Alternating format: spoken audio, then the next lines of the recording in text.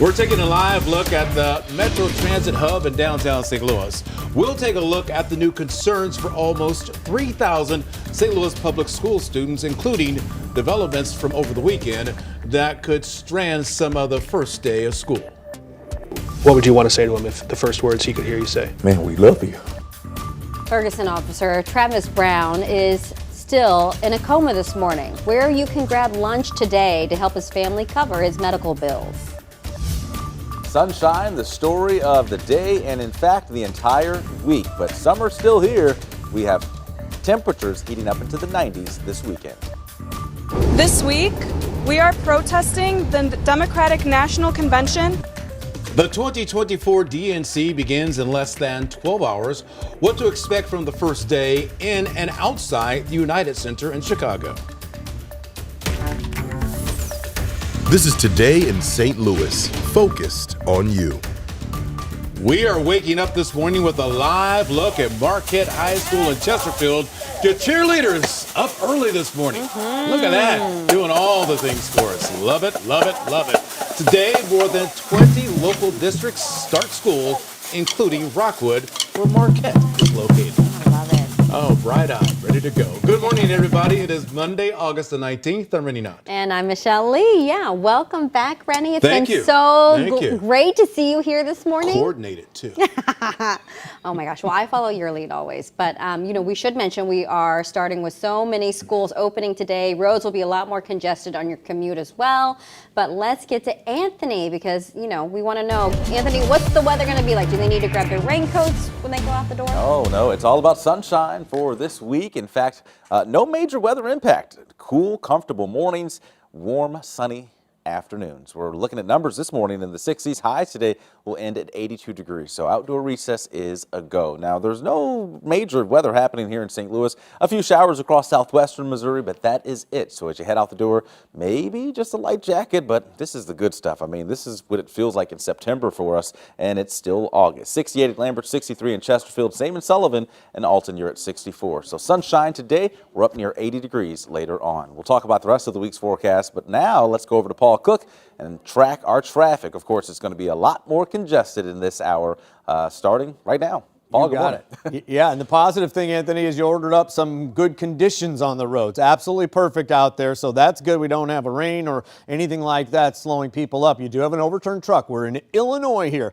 70 just west of Pocahontas, and I'm going to start you to the east and go to the west and show you this delay here. Look at that, 5 miles an hour here. This is on 70 approaching 40. That delay is closer to Pocahontas. Let me take it here. This is a real-time map. The data is absolutely in the streets here. We're going to move the map, and it just goes a little bit to the west. That's where the accident is at 40. So we're going to be working up some alternate routes for you there. There's nothing great because really it's just a very long road there with not many side streets. As you look at the metro, though, things are moving with back to school. And, well, that's a good thing, I think. We'll have another take of traffic coming up, guys.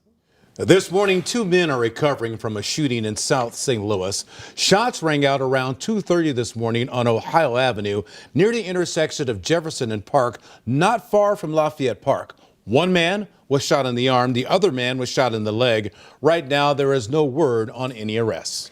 Missouri's largest school district starts class today, but the St. Louis Public School District is facing several issues, including how their students can even get to school today. So we've got some team coverage for you all this morning. Our Mercedes McKay is pressing officials for answers about the district's leadership and their financial situation. But let's start with Diamond Palmer in downtown. Diamond, what did some families learn over the weekend?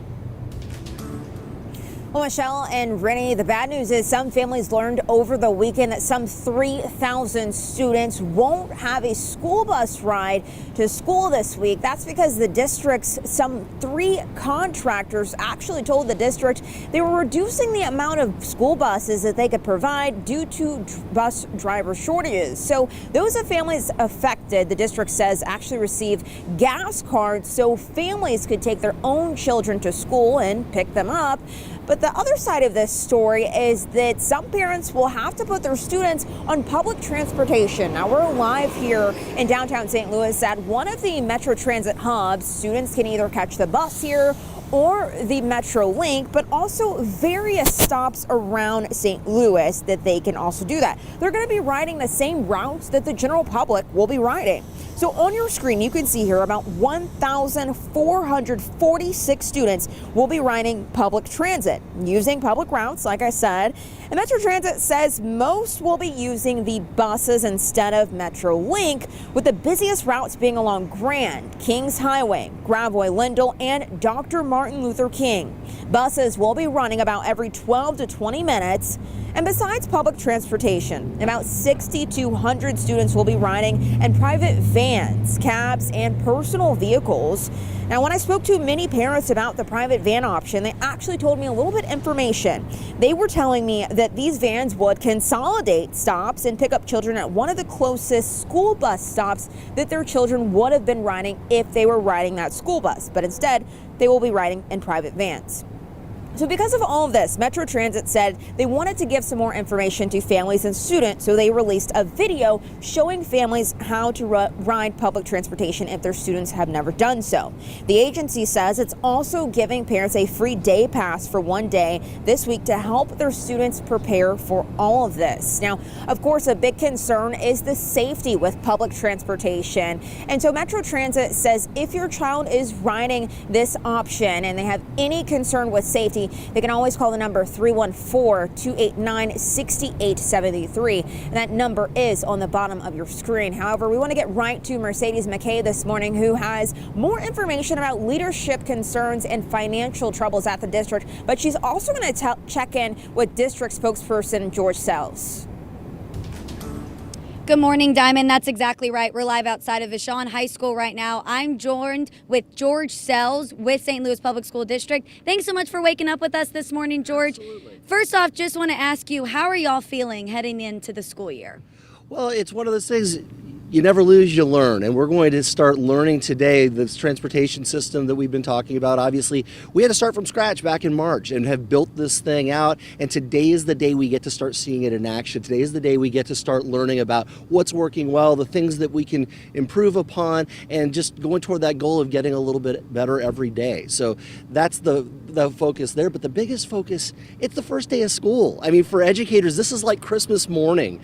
And we're so excited. We've got some 4,000 people, staff and teachers, who have been getting these buildings ready, getting their classrooms ready, and they're just excited about having students in their classrooms. That is the thing that everybody's talking about. I was over at a grade school last week talking to an art teacher. She said, you know, my room's ready, I got my lesson plans ready, I can't wait to go. And that's the attitude of our teachers. They're ready to get our students in there and get started with the business of learning. And that's what today is all about, is that first day of school, that excitement.